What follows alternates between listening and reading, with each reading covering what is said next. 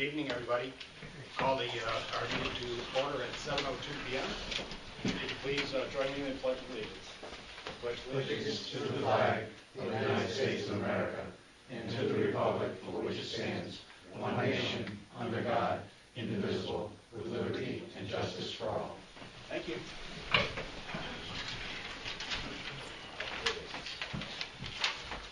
Item number 3 is public comment. Would there be public comment this evening? Thank you all. Item number 4 is approval of minutes. In your packet, you have the minutes from our December 17th, 2012 Board of Selectmen meeting minutes. What is your pleasure? Motion to approve is presented. Second. Do I have a second? Second. Discussion. All those in favor say aye. Aye. Those opposed? So carried. Item number 5, petitions and communications. There was a CD dated December 21st, 2012 for Brown and Caldwell on Willowbridge's behalf regarding the fourth quarter monitoring report. Report in its entirety can be reviewed in the mayor's office during normal business hours. Questions, concerns? Item number 6 is reports for standing committees. Item A is General Government Committee, and Alma. Codification, we are completed. We just have to get one meeting together, which we will do in the next couple of weeks, hopefully. And then that should be brought to the Selectman at that time.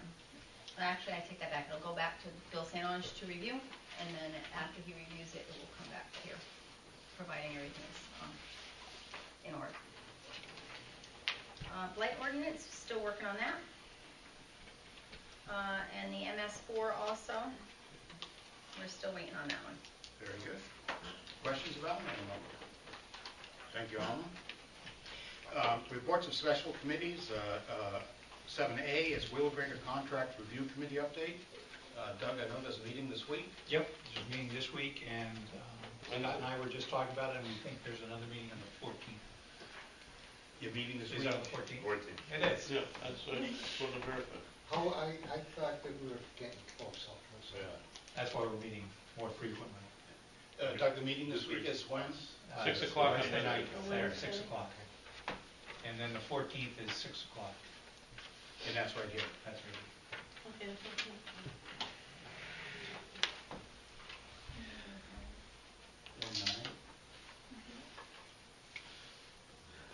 Thank you. Item number 8 is Economic and Community Development Report.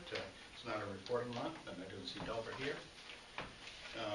Item number 9 is the building official CEO report. It's not a reporting month. And I don't know how you got reported this way, Doug, but... Hey! I saw that, and I saw the report.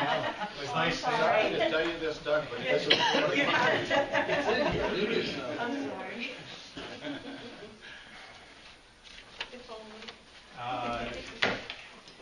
Yeah, it's a bowling.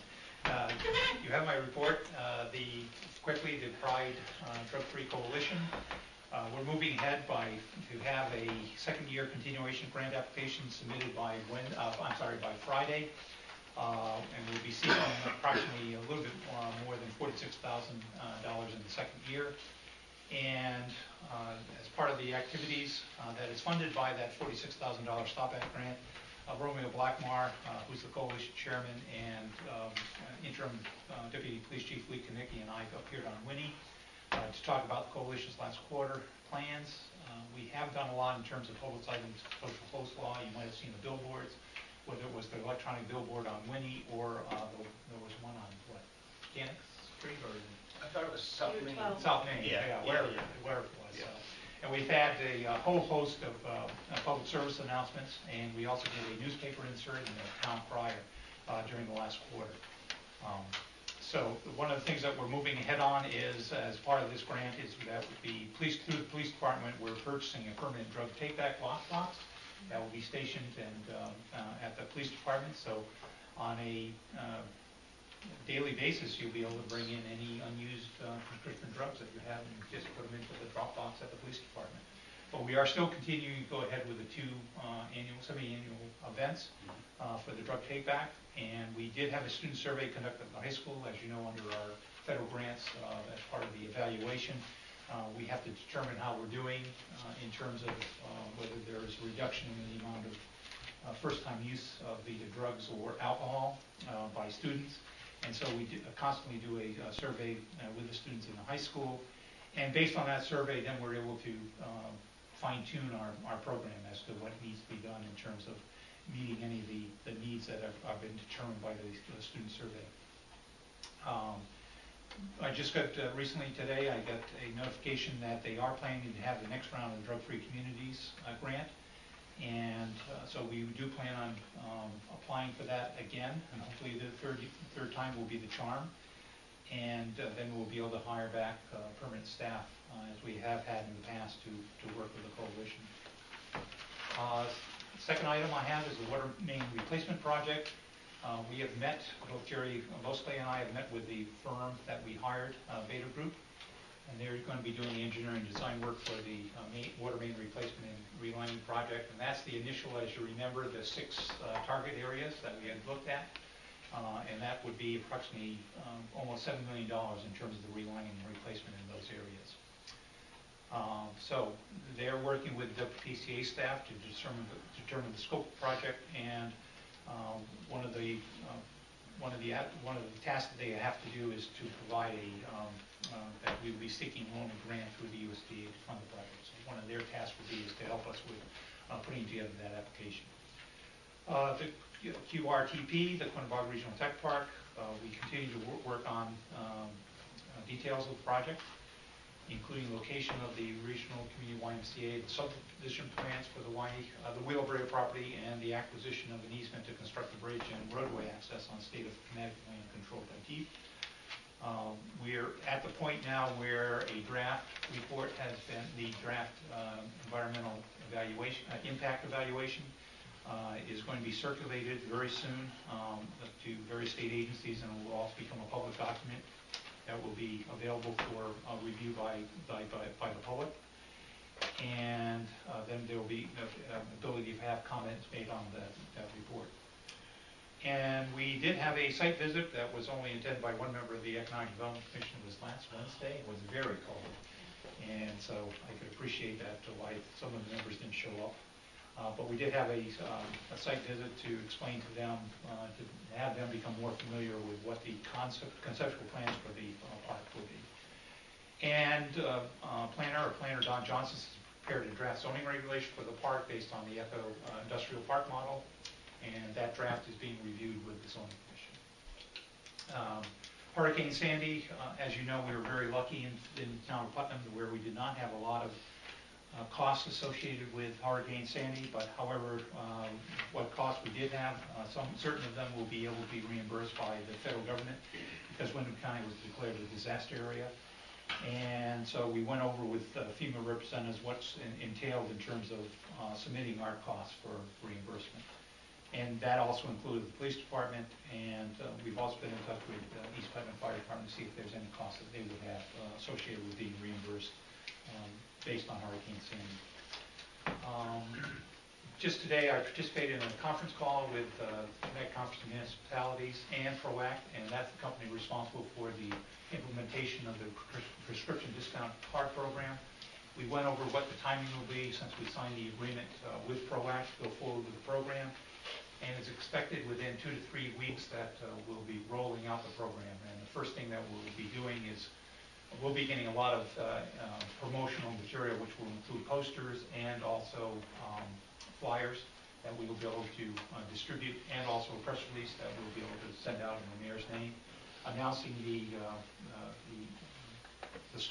commencement of the discount card program. And the other thing that will happen at that time, and we'll know more once we get closer to that date, is that they'll be sending out a mailing to every single household and P.O. box in the town of Putnam announcing the availability of the cards. And we'll have extra cards. There will be a box of cards that will be available through the mayor's office and other places throughout town where people can pick up cards if they forget about it or throw it one way that comes in the mail. Plus all the pharmacies that are going to be participating in the program will have the cards available through their stores. So that's moving ahead.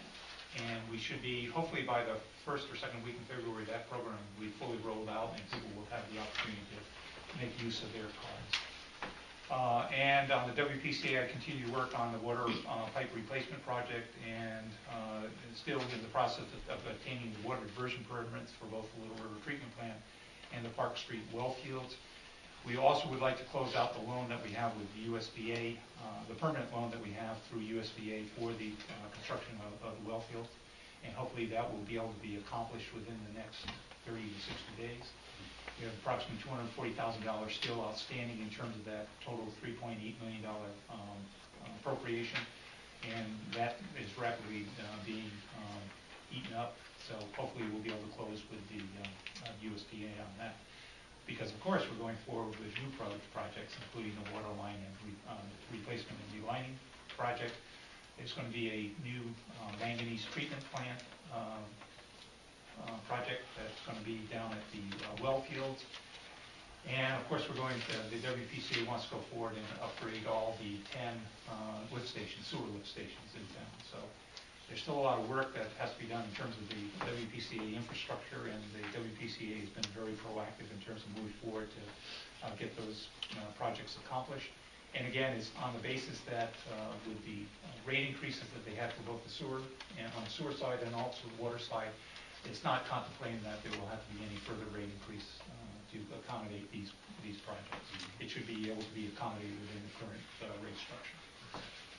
That completes my report. Thank you, Doug. Questions? Yeah, on Doug, on that grant, is that high school survey going to be public information?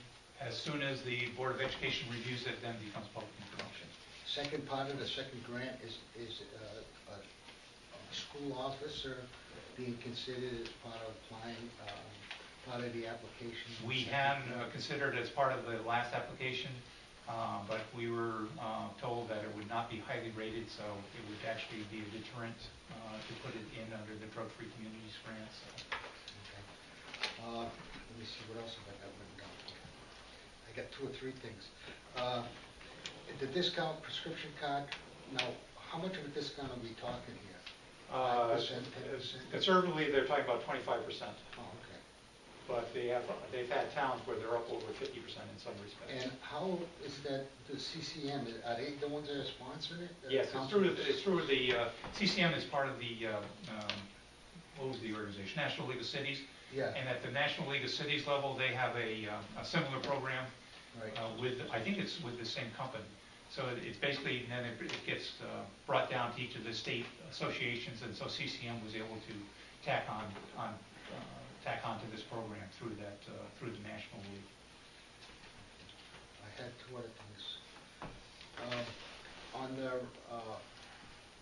the magnesium thing, that the high cost of magnesium are manganese. Manganese. Go boom. Yeah. The manganese, are those in the new wells that we have drilled that we've got such high counts of manganese? No, it's in the new well field bedrock well.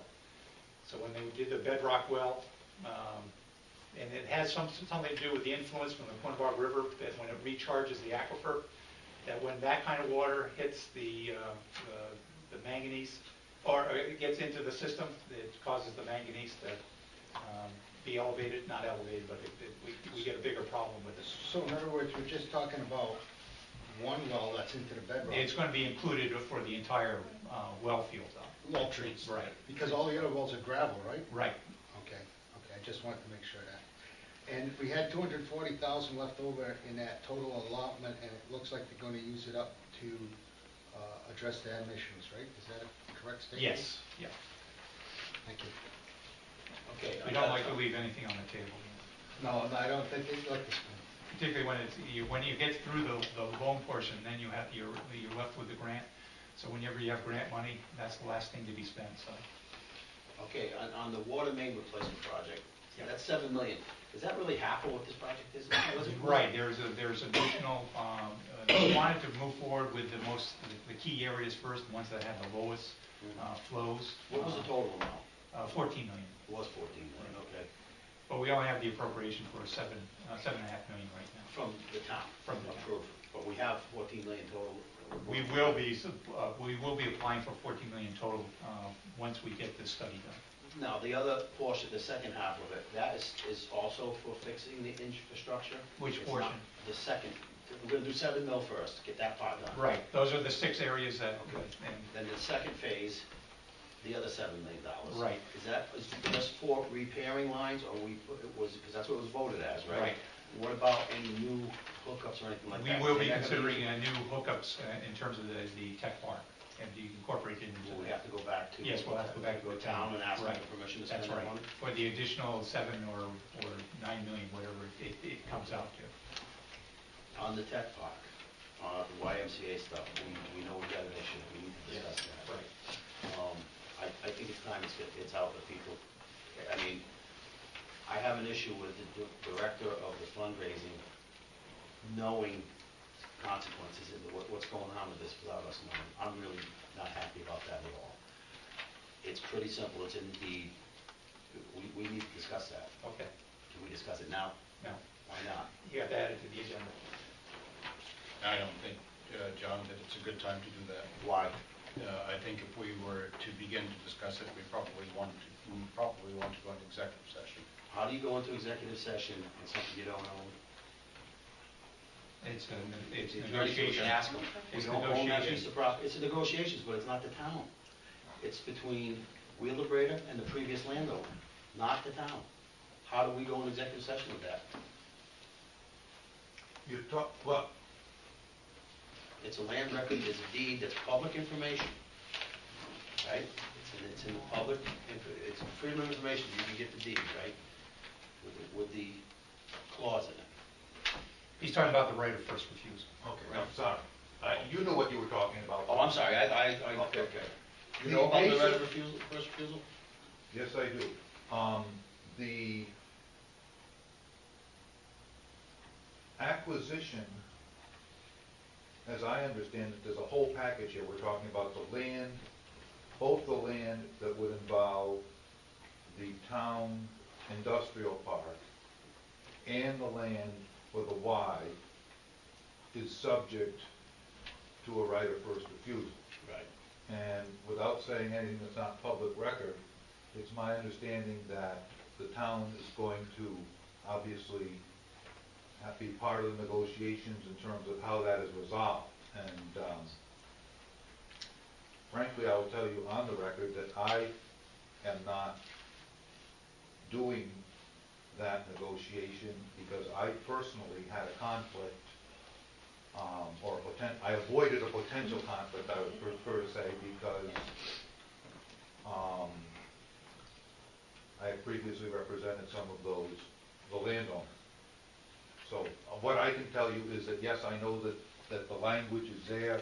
I think it is an appropriate thing for executive session because what you're talking about is what attitude the town is going to take about acquisition of land, and even in a portion of that land is what it's going to be our industrial park. So there's obviously negotiations that are being handled by attorneys. I think that it's something certainly you should discuss, but I think it's something you should discuss in executive session. You can't discuss what the town's strategy is in terms of land acquisition.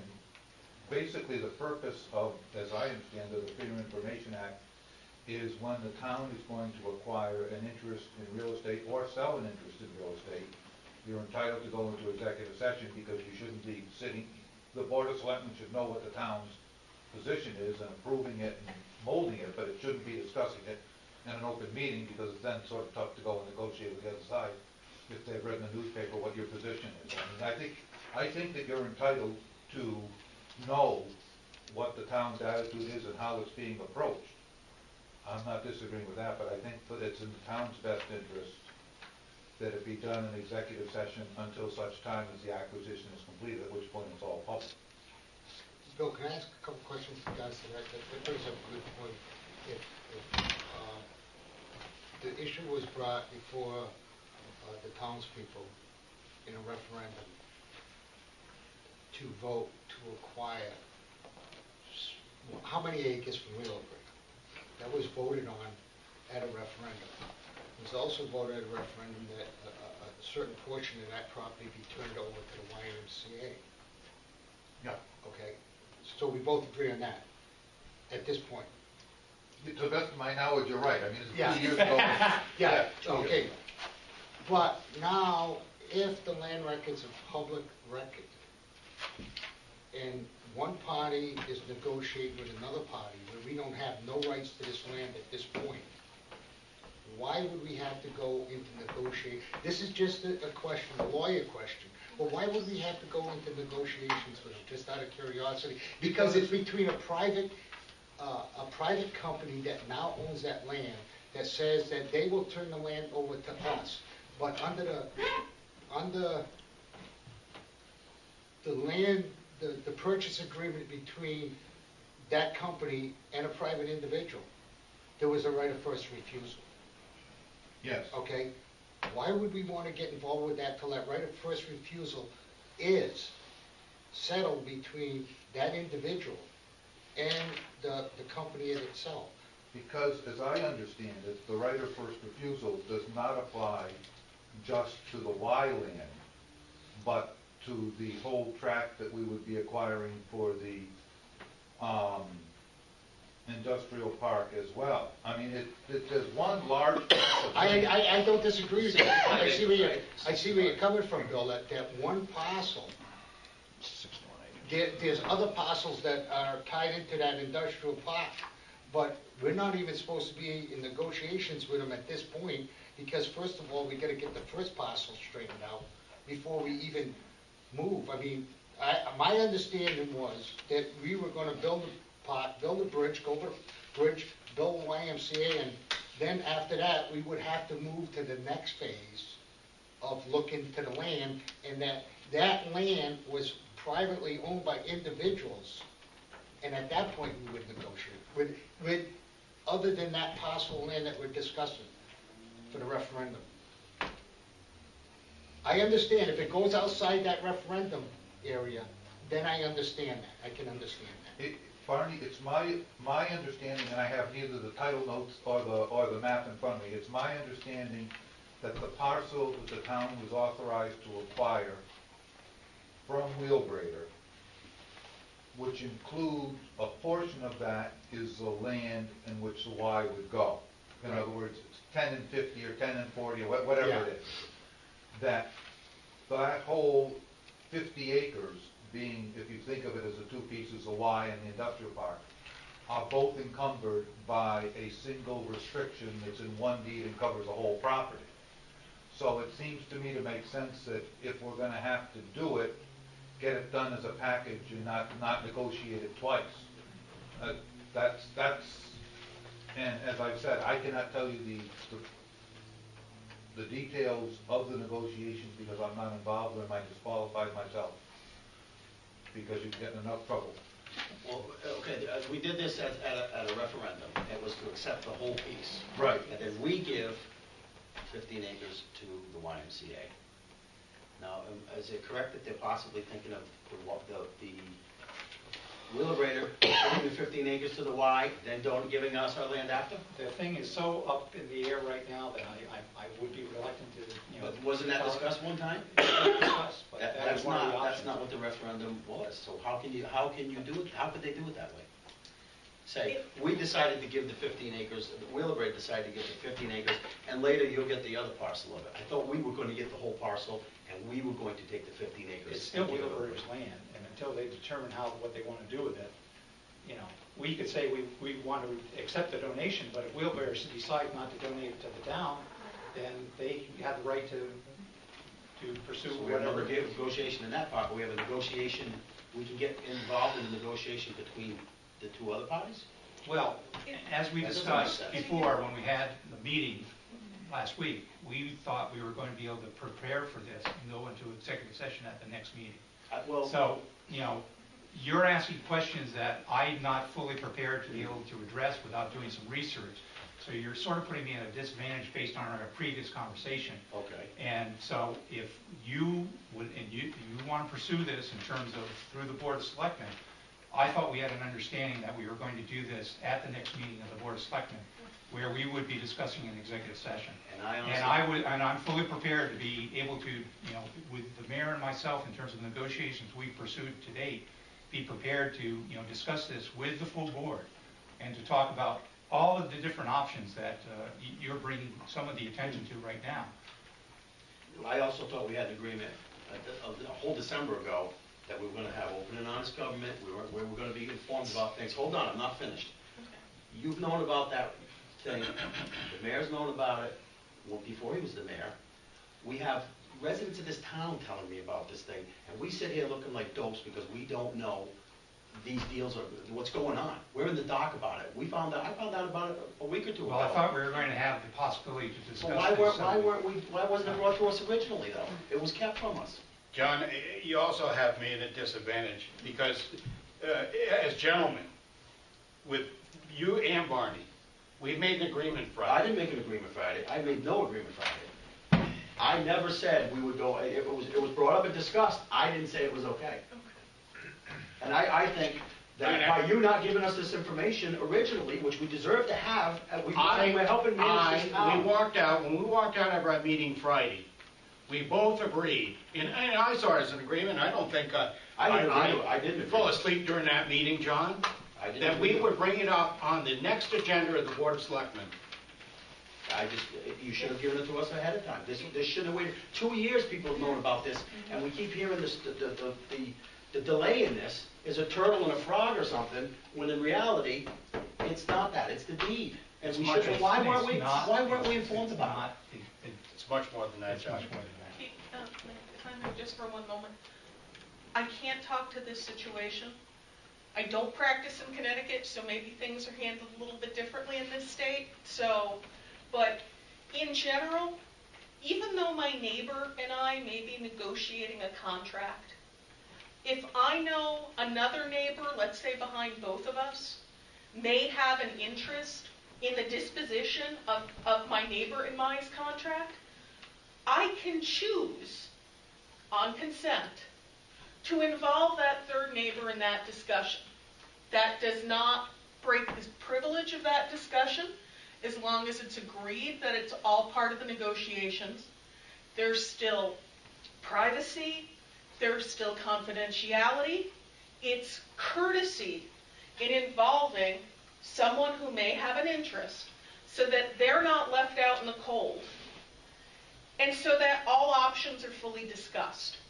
Now, all I know is what you've said so far, and based on what you've said, and maybe Bill can correct me if I'm making an incorrect assumption here, but it sounds like that's the situation we have here, where we're being involved in this, in part because we may not have a direct interest, but we are somewhat interested, and it's out of courtesy. Well, I think it goes beyond that. I think we have a direct interest because that's what we were authorized to do at town meeting. Mm-hmm. Again, relying on my memory of 2 years ago, was, I think you said it just a couple minutes ago, John, to acquire the whole 50-acre tract. And the whole 50-acre tract is what is encumbered by this right of first refusal. So the town has a direct interest in it. And it seems to me that, without getting into the merits of it, that you never want to negotiate that right piecemeal, two at a time. You want to move it, get rid of it as a package. I think that's what's in the town's best interest and everybody's best interest. I agree. Everybody, let me say, we had a meeting the other day. I agreed to go into executive session and discuss it too. But it was up to John. I was going to be a gentleman about it too. Well, over the weekend, I made a couple calls to different people that I knew, and I was absolutely shocked that people, because I felt that maybe I'm reading too much into this. But when I call people that I know and I asked them if they knew anything about this, and they said yes, I had problems with that. Second of all, I think that, and it's no fault of these two gentlemen, but I think the cop was put before the horse in this whole damn scenario, and that, as far as I'm concerned, should have been a cursor, just a cursor title search. to find out if there's any incumbents on that land prior to go to referendum where you ask people to accept land. What if it was a chemical dump? Think about it though. Hindsight. But it shouldn't be hindsight. It should be a part of an operating government to take these steps first before we go to a referendum and ask the people to vote to accept land that could be contaminated or had some restriction on it. That's just my personal feeling. Well, you know what? It's the sort of thing that you said, the cart before the horse or whatever. I've been to town meetings where people said, what are you going out there doing, spending all this money? We haven't approved it yet. We don't know if we're interested in the site. And I've been to town meetings where people say, how can you agree to buy something if you don't know what all the things are about it? You hear both those arguments, quite frankly, depending on which side of the thing is on. What the town has as a referendum is the ability to acquire the land from Wheelbrader, in effect, by gift. That is the right that we have. We don't have a requirement to take the land, and Wheelbrader doesn't have the requirement to give us. They're not bound by the aspects of our referendum. So you can make the argument, Barney, either way. There's no right answer. If you find out there's nothing, then you probably shouldn't have spent the money until after you got the authorization. If it's polluted, you damn well should have done it first. I think the whole issue here is that as members that we feel that we should be advised. I think that's the crux. If we're part of the negotiating team, basically, I think as we that's are, the crux. at the town, we're the selectmen as I town. don't disagree, but Why I thought weren't we were going to- told? I That's thought my we were biggest going to key. have an opportunity. Why wasn't this given to us? Mr. Mayor, if I may, I move that the subject of the negotiations that are discussions are concerning at the moment be put on the agenda of the next meeting in executive session. Second. A motion and a second. Further discussion? All those in favor say aye. Aye. Those opposed? Nay. So carried.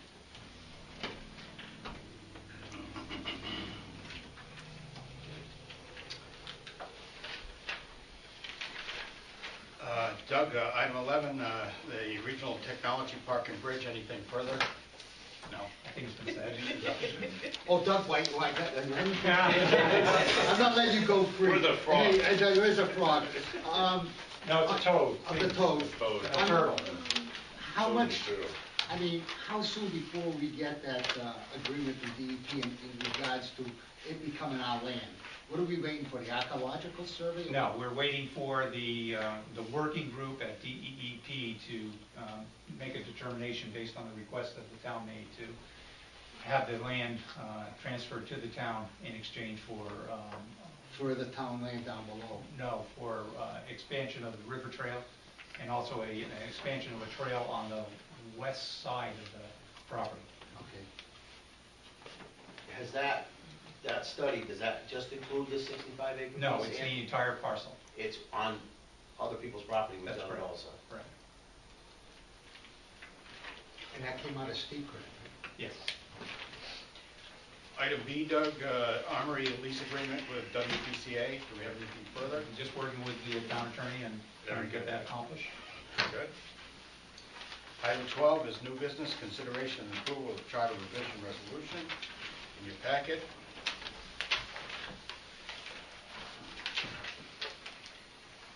We have a resolution that we worked on and put together.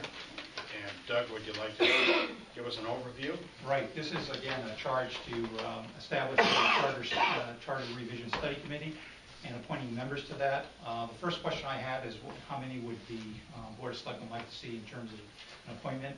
And I used as a possibility of 5 or 7. Then it goes into the that you have the powers under the charter, chapter 6, section 6, to set up this study committee.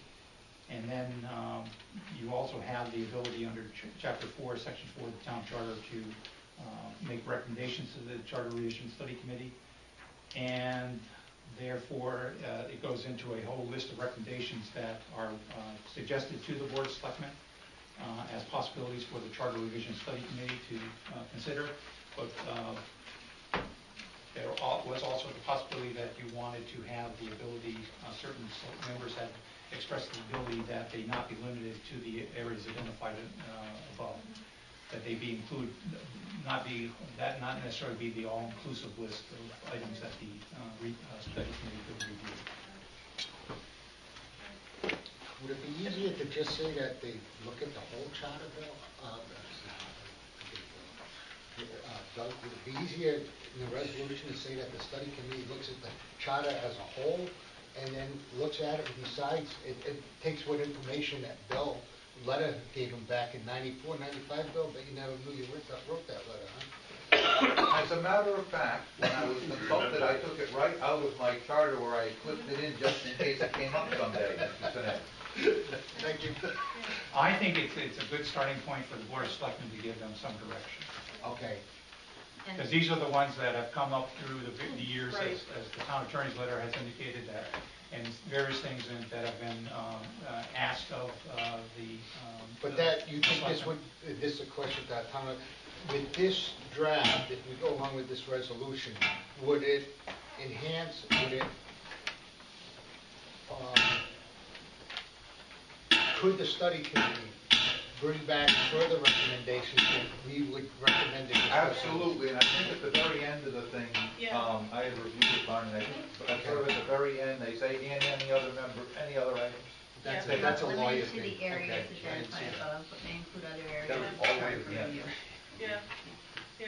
Now, And- this is voted on after at a town meeting, right? No, This is a this committee. is just a. No, I mean, when you go to make the change, if Oh, the committee okay. suggests, then when you do this, the charter is open. Right, and it's Correct. open completely. Now, Right. what if people wanted to make changes to it at that point? How would they do something? Could they do this at the meeting, the town meeting? No, Someone well, make what a- happens is the town meeting votes Top to, before horse. Well, I'm asking, that's why I'm asking. I want to know.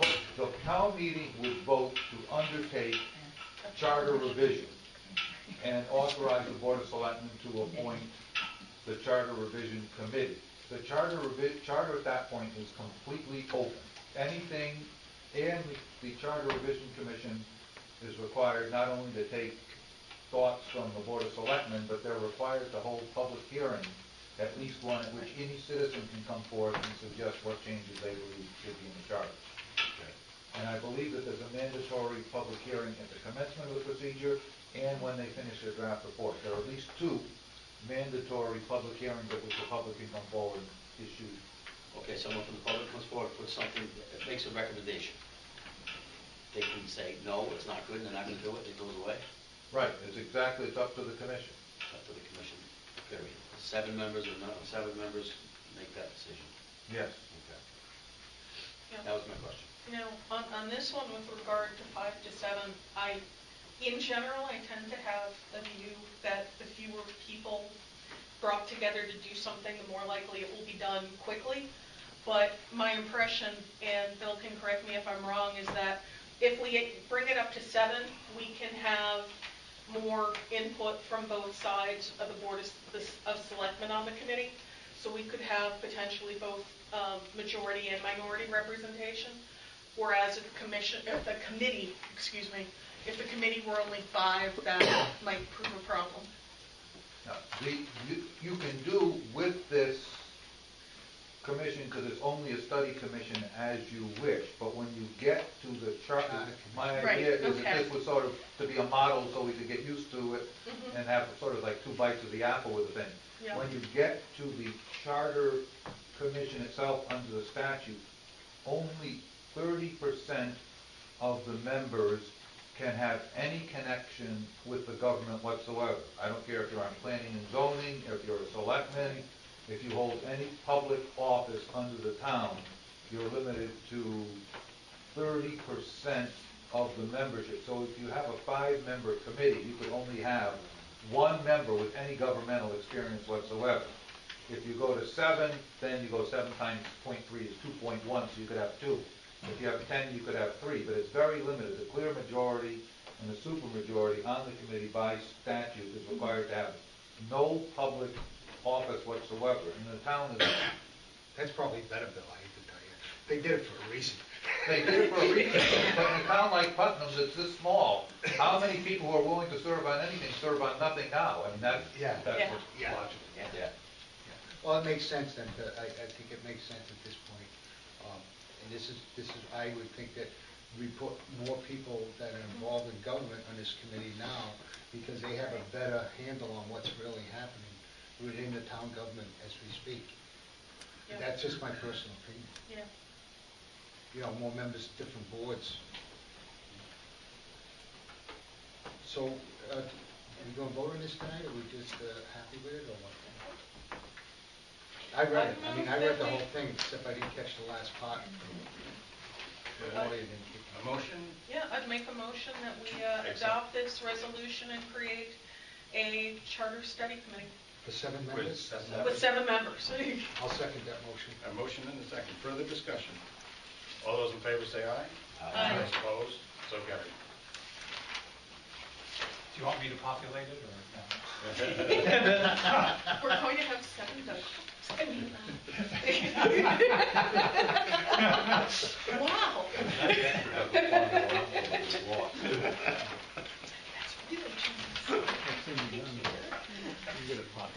Item 12B is Regional Incentive Program consideration. And in your packet, once again, there's a list of Regional Performance Incentive Program, the list of proposals that have been put forward by COG. And Doug, I don't know if you have anything to add to that? Again, every town who, in the NECOG, has to approve a resolution saying that they want to go forward with the applications. And again, one of our priorities made it to the list, which is the GIS program expansion, and the other ones were added from, not necessarily were the town of Putnam's first priority, but some of the other towns did have some of these as their priorities. So a very comprehensive list of.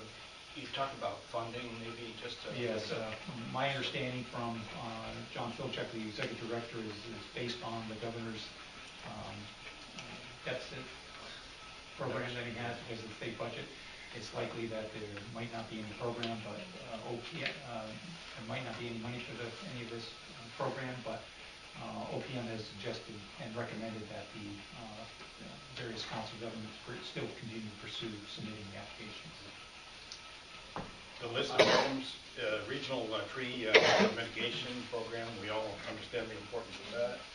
Alternative fuel feasibility study, GIS program expansion, value-added center for locally produced agriculture, youth services need assessment, regional cattery, a regional cat trap, neuter, and release program is what the list ended up being.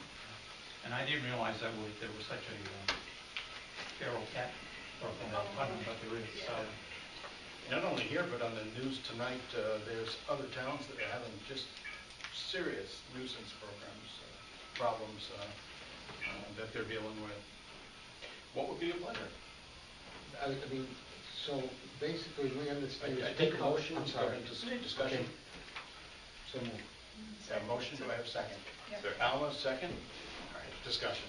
Discussion is, some of these services I don't agree with, but I guess that's what we gotta go forward with, right? I mean, either we do or we don't. Now,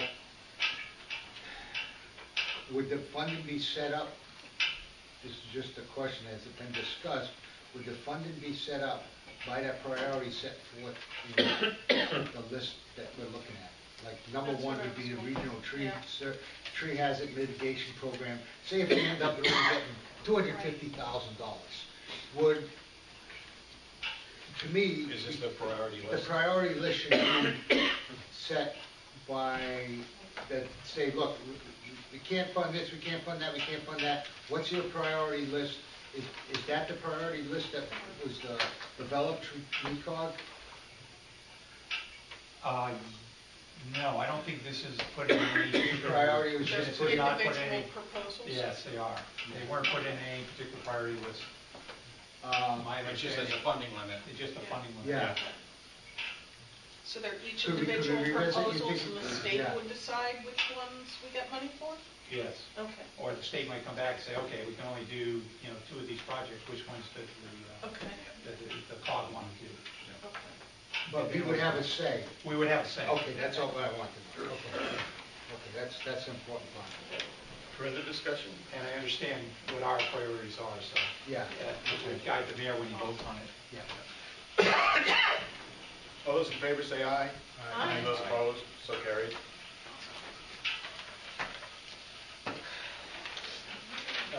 Set date for town meeting for the consideration of the house numbering ordinance. Do we have a date?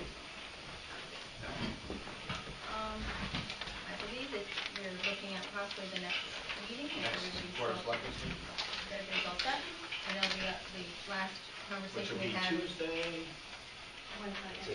March 22nd? January. January. The last discussion was about the height, and Doug again looked at it, and it agrees with state statute, so. Okay. And one other question, to me, the assessor assigns the numbers to the houses, right? The assessor assigns the house number to go to, I remember, the assessor assigns the house number, and that number is given to QVC for the 9/11 purposes. Was she ever, was she contacted with the assessor, did the assessor look at this, or Yes. there's no need? Okay. And she still has a primary responsibility to assign the street. Yeah, number she would to make it assign a conform. number no matter what, Right. right? And I just want to, for the record, make everybody understand that the reason for this is more educational. It's not going to go out as an ordinance, gee, you got to do this. The agreement was when we sat with the fire department, that they would use this as an educational thing to, people that are out there, they talked about helping the elderly, having things available for them to make it easier for our emergency crews. And it's not to be a punishment by any means, it's an aid, so it's more for education. It'd be good when they go into their daily, really, knock on the doors to take one of them, say, they come up with an ordinance now, we don't want you to get in trouble. We got some numbers here for a donation, if you can mailbox a house, $10 American dollars, we'll give you that, and you'll be all set, and we'll even put them up for you, for an extra $5. Further discussion? All those in favor say aye. Somebody has to do that. Second, we have second. Yeah, there's a second. Yeah, I thought we did. I believe it was Alan, yeah. I second. Yeah. Yes, I did. Politics. Cart before the horse. Have a motion and second. All those in favor say aye. Aye. Those opposed, so carried. Item D is dump truck purchase. In your packet, once again, I've given you as much information as I had. I've asked Bill to come and talk a bit. It was brought up at the last meeting. What we did is, Tammy brought up a past Board of Finance meeting in regards to a dump truck purchase. And I tried to explain to Bill the best that I could with what information that I had. And I'd ask you to maybe come forward and provide us a little insight. Mr. Cutler met with me either Thursday or Friday of last week, and I frankly am not sure which day it was. Do you remember, Doug? I don't know. And gave me a set of facts and asked me to prepare something in writing, and I did so, and I have a memorandum available for each member of the board.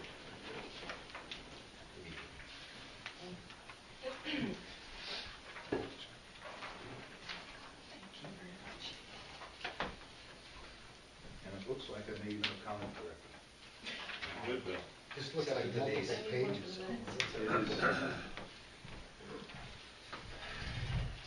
Basically, so that you don't go blind reading all this along, is it okay if I summarize it? Basically, my understanding is that a truck was ordered in the 2011-2012 fiscal year, that the truck, when it was brought to the mayor's attention, attention. The department head got a go-ahead to order the truck because there was a problem with the truck fleet. The truck came in and went through the Selectman's bill paying process and was paid for, but it was not presented formally through the Board of Selectmen, and it did not go to the Board of Finance. It subsequently, this last fall, as I understand it, went to the Board of Finance. It was caught as part of the review of the annual closeout of the budget, and it was determined that it had not gone through the Board of Finance for appropriation. The bottom line on all of this is that this, as I understand it, the money came from what they call the capital and non-recurring account. And the Putnam Town Charter capital and non-recurring account is different than anything I've ever seen. If you look at the general statutes, they refer to the capital and non-recurring, and they say that basically what has to happen, the statute 7364, is the Board of Finance has to recommend as the budget-making authority, and it goes to the legislative body, which is normally a town meeting. They appropriate the money, and that's how you do it. In Putnam, we have a different provision under our charter, and it's on page 45. It's laid out in my letter.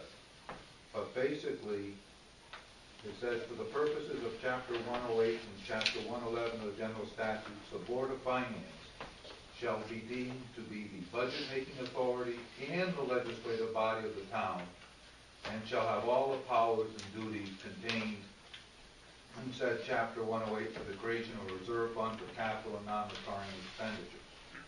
So basically, in Putnam, and I'm not familiar with this being any other place, the ability to take money from the capital and non-recurring account is vested in the Board of Finance as an entity. And Mr. Cutler had indicated to me that they followed the same procedure in the past with school buses. Is that correct? That's correct. Because when I first started looking at this thing, I assumed that it would be like Thompson, where you would have a recommendation by the Board of Finance and then a town meeting. But that's not what the Putnam Charter says. The language I say is in the middle of page 45, and it's very clear. That said, but only for the purposes of chapters 108 and 111. So not as a general legislative body of the town, but for the purpose of chapter 108, which is the reserve and capital non-recurring account fund. The Board of Finance is both the budget-making authority and the legislative body. I don't know why it is in there that way. I have no explanation for you, and it's different than I thought it would be when I looked for it, quite frankly. Bill, as I try to read in the statutes, I tend to agree with you except for one thing. Further on in the charter, every payment made in violation of the charter shall be deemed illegal, and every official authorizing or making such payment and taking part therein, and every person receiving such payment or any part thereof shall be jointly and severely liable to the town for the full amount so paid or received.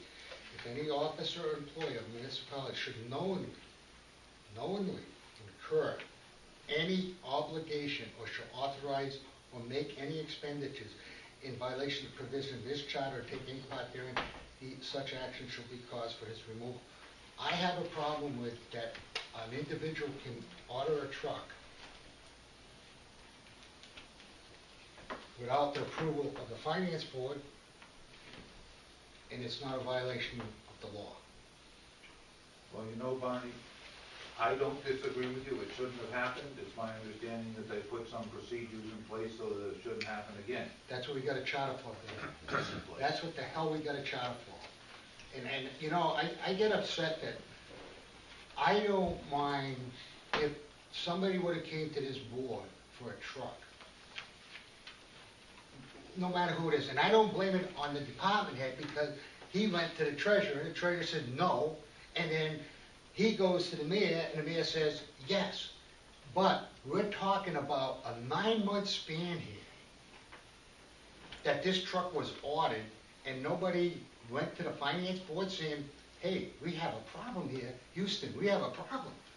We got $150,000 purchase that's 9 months in before anybody knows about it. That's the problem I have.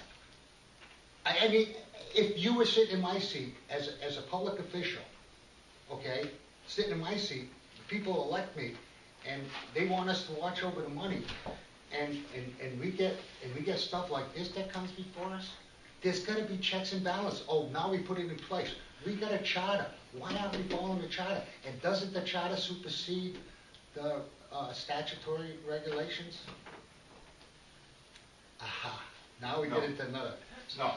Well, the part I was quoting, Barney, was from the charter, 3 pages from the part you were quoting from. Okay. When you were talking about page 48, I was talking about page 45. Okay. Let me go to it. Okay. Let If me you look at grab page- it. Let me grab it, Bill. Take your time. Oh, don't worry. I'm here for the night. I'm Okay, getting but paid doesn't good it money. state that the Board of Finance has that right? Yes. Okay. Board of Finance didn't approve buying that truck. The They board- approved it 9 months later. Yeah. Not at the time it was ordered. You know, if you're gonna say, was that the way it should have happened? I'm gonna say, no, it's not the way it should have happened. But, you know, in the general statutes of the state of Connecticut, it very clearly says that anyone who makes an appropriation in excess of the amount that is appropriated or makes an expenditure in excess of the existing appropriation is personally liable to the town for any money so spent. But if you follow that state statute, every member of every Board of Education in northeast of Connecticut, in my experience, 1 year or another would have gone to jail. It doesn't say the Board of Finance, the Board of Finance, you said, or Board of Education? No, what I just said was, you talked about the charter.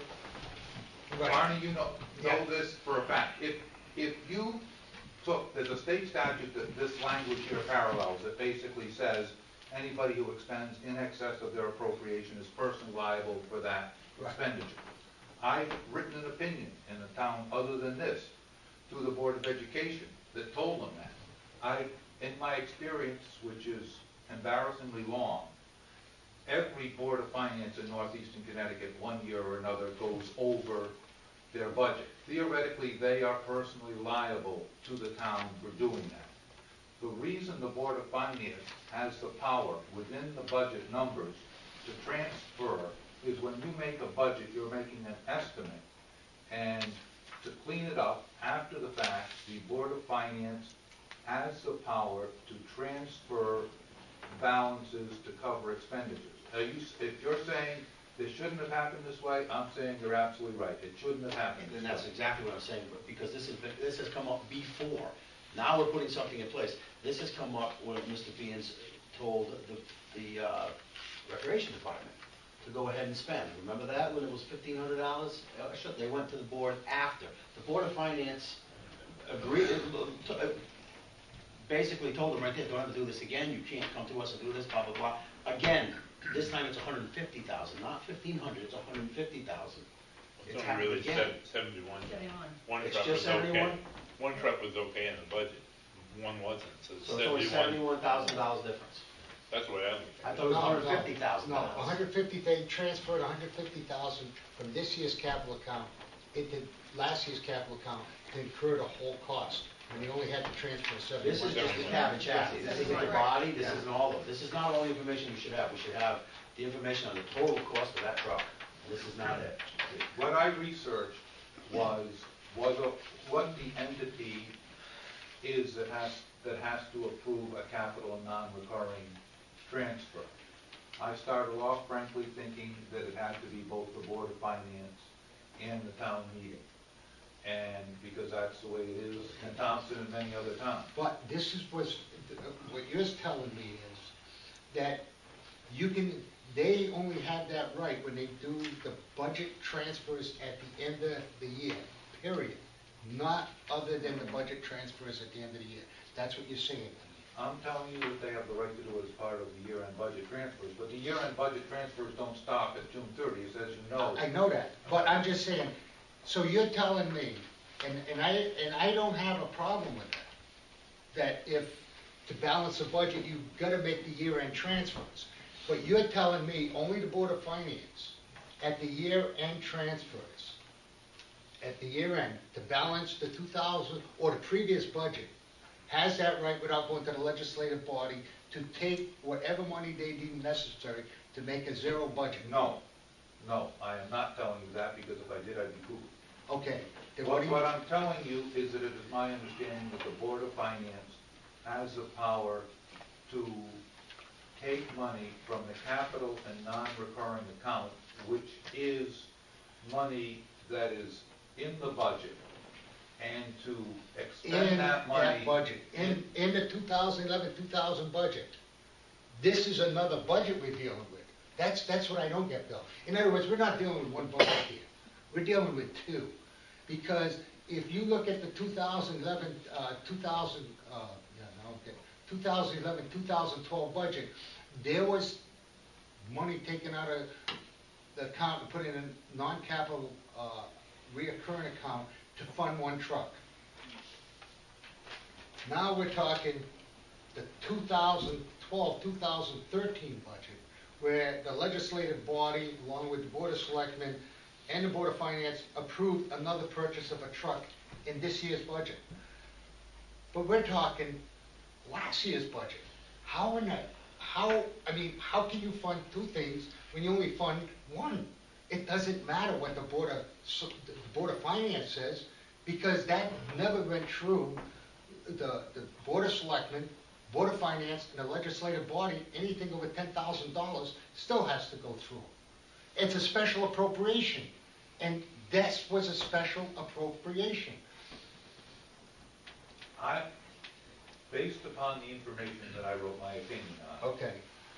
it's not clear to me, it was not clear to me that we were talking about separate years' budgets. The question I'm dealing with is that the Board of Finance, if there is money in the capital and non-recurring budget, has the ability to transfer money from capital and non-recurring to purchase a capital item like a truck. I don't think there's any question that a truck is a proper substitute for it. Right. But this is what I'm saying. You're looking at one budget year. We're looking at two here. That's the problem I have. It isn't 1 year here, Bill. It's 2 years. It's two different budgets here, Bill. One was for one truck, 1 year, 2011-2012, was for the purchase of one truck. This year's budget that we're in now, 2012-2013, there was another capital non-reoccurring for a dump truck and a body and everything else for $150,000. So we're talking we're talking apples and oranges here. We're not talking one budget. We're talking two different budgets here. That's what I don't get. How can you go into a budget that's closed and a budget that's existing and take money out of the budget that's existing and move it over? It should have came out of surplus, Bill. And then it would have had to go before the boards. That's what I'm saying. But wait a minute, is there a truck in the 2012-2013 Yes, there is. And is there another truck ordered? No. No, it was bought. It was approved by that time. And when was the truck delivered? 6 June. June 19th. So if it was delivered 3 weeks later, we wouldn't be sitting here having this discussion? Wait a minute. But you still ordered it at the wrong time. No, the discussion is, June if this truck hadn't been approved Yeah. in this year's budget, say it was cut, somebody would be hanging by the noose. If there was not other money to transfer in the 2011-2012 budget? budget, yes. Then we would have to go to the Board of Selectmen, Board of Finance, and the town meeting to approve that purchase out of surplus. Is that a correct statement? It is a correct statement, and when I started researching this, I thought that's what I was going to opine until I reread that it shows even an old person like me, if they read all the way through, Mark, can learn something new. Yeah. So, am I right, Bill? Just say If you're saying is that if there was no truck and no money in the capital and non-recurring, and someone ordered a truck for $70,000 for which there was no appropriation, the only way that could have been fixed would have been to have it go to the Board of Selectmen, the Board of Finance, and the town meeting because of the size of the appropriation. That's right. That's what I want. And it's not just 70,000, it's 150,000. No, well, I'm just saying for the fact, that's what I'm Depends saying. which one of you I listened to last, as to whether it's acceptable. No, this paperwork here just has the cab and chassis, there's a body that was ordered, it's a total of 150,000 is what they needed. Well, we don't have all the information. That's what you said, Jim. I have no idea. We should have. We should have the information. I'm not saying, Definitely should I'm have not the saying, information. I'm not saying, we should have had the information. I'm just That's saying, it. if this truck was delivered 20 days after, It's still wrong. Doesn't, Because it's wrong, it's wrong, it's wrong, it's wrong. You Well, ordered a it's truck with a wrong. how many bills do we sign every month that's 2 or 3 months old, that's already You know gone what? past the budget already? You know All why, the time we do. you know why I picked that up too? Remember that night we were signing, we said, holy shit, we're paying $150,000 for a truck back, a few months back, and then this other truck appears out of nowhere, and I'm going, whoa, whoa, whoa, whoa, whoa. And then somebody asked a question, and we did They research. circumvented the Board of Selectmen and the Finance Board when this truck was ordered. They didn't follow policy. I mean, Bill, I'm not arguing with you. And you weren't informed that it was 2 budgets we were dealing with? They didn't tell you that? It was unclear to me whether we were talking, what kind of transfer we were talking about. That's where we get our issues here, is the information that is just either not there, or we feel foolish when we're confronted with this stuff and we don't have the answers, because it's not given to us. and I think it's a, Bill, I think it's, you know, the thing is, it's just the way things are done that upsets me, and people say that, you know, all we are is troublemakers, and I hear that. We're not troublemakers. I want people to understand that we have the gospel here to follow. We want to change the gospel, yet we can't even follow this charter that was adopted by the people. And I go out there and I say something in the community and everybody says I'm a troublemaker. I'm not a troublemaker. I want to know the truth. I want people held responsible for what they're doing. If people are held responsible for what they're doing, this would not happen. If people did their job, this would not have happened. Period. I don't care. Everybody can make excuses for everybody. I don't care. People have been in this government long enough to know this is wrong. And the people that foot the bill have the right to know what's going on with the money. I don't disagree with any of the things you're saying. I think that it's clear that a mistake was made. It's also clear that we needed 2 trucks, that we had 2 trucks, and that we're not giving one of them back. If you want me to say, yes, this shouldn't have been done this way, I say to you, yes, this shouldn't have been done this way. If you wanted me to say it should have gone to the Board of Selectmen, clearly it should have gone to the Board of Selectmen. My understanding is that when the thing was discovered in the year-end closeout, it went to the Board of Finance as a capital non-recurring thing, and basically the people of Putnam had approved 2 trucks. They have 2 trucks. I don't think there's any question if after the annual meeting in May, somebody had ordered a truck that had been appropriated and it came in on June 29th instead of July 2nd. There would have been poor planning on the part of the person who ordered the truck, but we wouldn't be having this hullabaloo.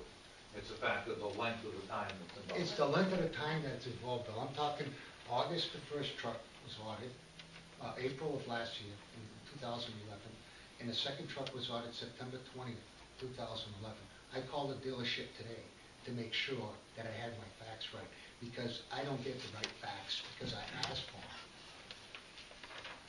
Okay? Now, I have to do this. And then they wonder why I come before these meetings and I get a little hot-tempered. Well, I have a right to get hot-tempered.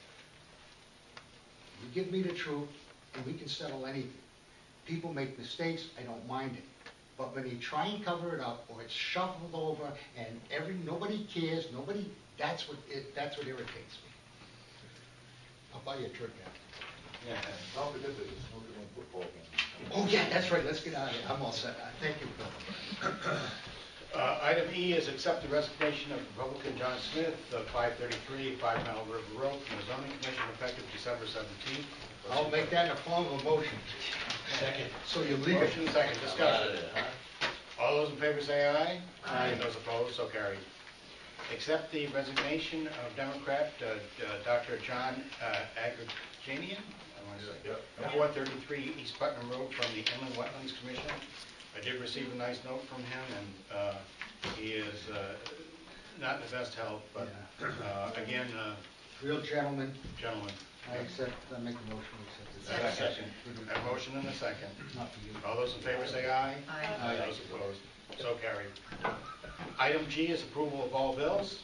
Make a motion, we pay all approved bills. Second. Bill of budget. A motion and a second. All those in favor say aye. Aye. Those opposed, so carried. I'm gonna beat the rush. Thank you, Bill. Thank you. All other business to lawfully come before such meeting. Will there be any further business? Item 13 is public comment. Will there be public comment this evening? Thank you all. Item 13I is executive session for personnel matters. We need to go into executive session. Make a motion to adjourn, go into executive. We need to suspend our meeting to go into executive session at 8:12 p.m. Do I have a second? Second? Discussion. All those in favor say aye. Aye. Those opposed. For the sake of going into the executive session, we're going to invite Town Administrator Doug Copper.